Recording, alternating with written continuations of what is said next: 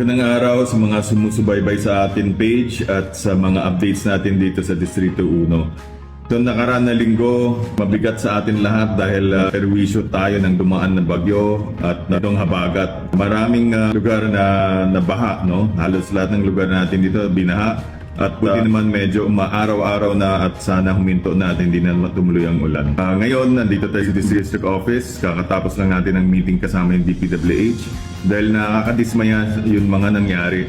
Lalo na yung mga areas na hanggang ngayon hindi pa humuhupa yung tubig. At linatag ko sa DPWH yung mga observation natin at yung nakita natin mga concern na napadaan tayo dyan at nag-inspect tayo. Siyempre, ang isang agenda ko kay DPWH, no, medyo napagalitan natin sila at nasabihan natin na ano yung mga dapat nilang gawin para matulungan tayo at prevent yung mga ganito. Nasabihan ko sila na dapat sumunod sila sa mga safety protocols for road construction. So yun mga pagmapansin nyo, paggabi ngayon marami tayong mga rows na may ilaw, yung mga signages natin for construction para hindi ma-aksidente yung mga tao. At yan yung mga rin-require ko. Pag makita nyo, marami na rin tayong mga water drum barrels na para maprotektahan yung mga motorista na dumidikit at lumalapit dito sa mga construction site natin. Ang tinukoy ko na dapat masolusyonan proyekto natin sa may Wilcon Dalandanan.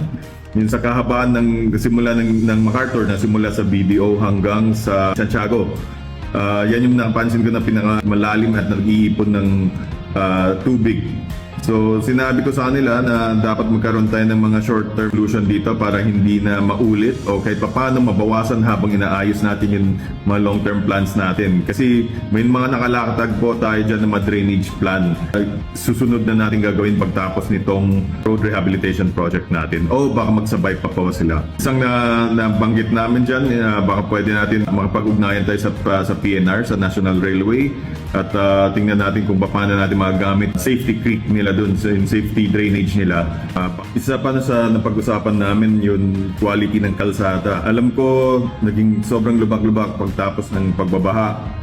Pero hindi natin kasi masasabay-sabay yung concreting works natin dyan. Kaya napag-usapan namin na muna babalik tayo sa temporary patching works. No? Kaya maglalagay tayo ng mga asphalt dyan. Pang short-term solution natin, mag-patching work muna tayo habang tinutuloy natin yung road rehabs natin dyan sa Arthur Highway.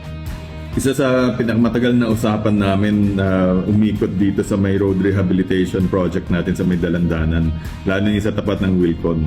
Kasi napansin natin dyan nag-iipon yung tubig, dyan yung pinakamalalim na baha noong isang linggo. No? Ang pinapropose ko sa kanila magkaroon ng elevation correction para hindi siya nagiging catch basin o hindi siya nagiging pinakamalalim na lugar dyan sa MacArthur Highway. Ano ang kaugnayan yan? Yung ibang drainage projects natin, kailangan natin na ma-activate. So, isa sa mga pinaplano namin na schedule, yung susunod natin mga drainage project. Meron tayo dyan sa G. Lazaro. Yan yung isa sa pinamalaking drainage project na nakalatag ngayon. Kasama rin dyan sa Pasolo Rincon. At dun sa Malanday, meron tayong mga linya na drainage plan dyan sa may Aka at papunta dun sa may Sabungan sa may Malanday. Subaybayan nyo na lang at magbibigay pa ako ng kasunod na mga project updates tungkol dito sa mga drainage natin.